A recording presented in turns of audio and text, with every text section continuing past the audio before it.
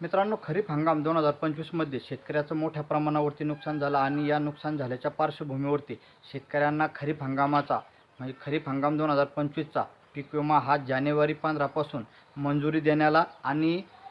वाटप व्हायला म्हणजे या जानेवारी महिन्यातच सुरुवात होईल अशी शक्यता असताना आता पीक विमा कंपनीच्या माध्यमातून एक मोठी अपडेट समोर येताना दिसत आहे. मित्रांनो, या पीक विमा कंपनीच्या माध्यमातून याच्यामध्ये मोठ्या प्रमाणावरती अडथळा निर्माण केला जाण्याची शक्यता निर्माण झालेली आहे. मित्रांनो, याच्या संदर्भात सविस्तर माहिती आजच्या व्हिडिओच्या माध्यमातून जाणून घेण्याचा प्रयत्न करू. मित्रांनो, चॅनलवर पहिल्यांदा आले असाल तर चॅनलला सबस्क्राईब करा, व्हिडिओला लाईक करा. झाला मित्रांनो, आपल्या या चॅनलच्या माध्यमातून आपण वेगवेगळ्या योजनेची माहिती ही वेळोवेळी आपल्यापर्यंत पोहोचवण्याचा प्रयत्न करत असतो. मित्रांनो, खरीप हंगाम 2025चा पीक विमा हा पीक कापणी प्रयोग आणि तंत्रज्ञान आधारित उत्पन्न याच्यामध्ये जे मागच्या 5 वर्षाची जी सरासरी आहे याच्यामध्ये जी घट येईल त्यानुसार वाटप केला जाणार आहे. मित्रांनो, पीक कापणी प्रयोग याच्यामध्ये महत्त्वाची भूमिका बजावणार आहे. मित्रांनो, पीक कापणी प्रयोग आणि तंत्रज्ञान आधारित उत्पन्न जितकं जिल्ह्याचं कमी येईल तितक्या मोठ्या प्रमाणावरती त्या जिल्ह्याला पीक विम्याचं वाटप केलं जाणार आहे. मित्रांनो, असं असताना आता या पीक कापणी प्रयोगावरतीच पीक विमा कंपनीच्या माध्यमातून आक्षेप नोंदवण्यात आलेले. मित्रांनो, जर असे आक्षेप जर का पीक विमा कंपनीच्या माध्यमातून नोंदवण्यात आले तर आता ऐन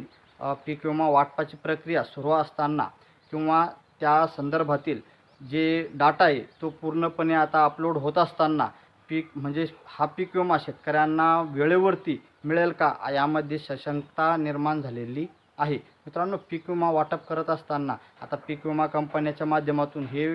म्हणजे पीक कापणी प्रयोगावरती आक्षेप नोंदवण्यात आलेले आहेत आणि जर आक्षेप नोंदवले तर हा पीक विमा नेमका कधी वाटप होणार याच्यामध्ये खूप मोठा उशीर लागू शकतो. मित्रांनो, याच्यामध्ये मुख्यत्वे करून उदाहरण द्यायचं झालं तर धाराशिव जिल्ह्यामध्ये 504 ठिकाणी हे पीक कापणीचे प्रयोग करण्यात आलेले होते आणि या 504 ठिकाणी झालेल्या पीक कापणी प्रयोगाच्या जवळजवळ 218 प्रयोगावरती पीक विमा कंपनीच्या माध्यमातून हे आक्षेप नोंदवण्यात आलेले. मित्रांनो, याच्यापैकी आता हे आक्षेप जिल्हा स्तरावरती त्याच्यानंतर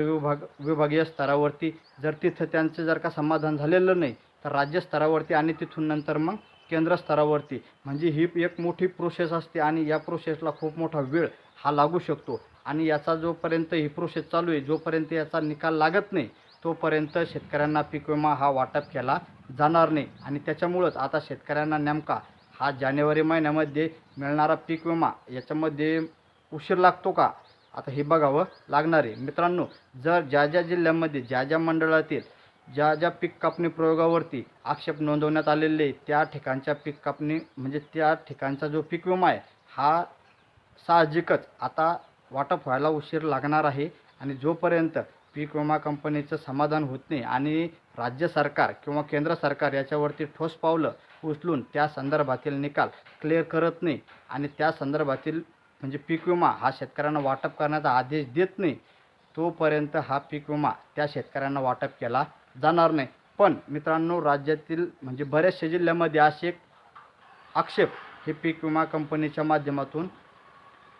देण्यात आलेले आहेत आणि त्याचं समाधान हे पीक कापणी प्रयोग आणि जे तंत्रज्ञान आधारित उत्पन्न आहे हे उत्पन्न जास्त दाखवल्याचा आरोप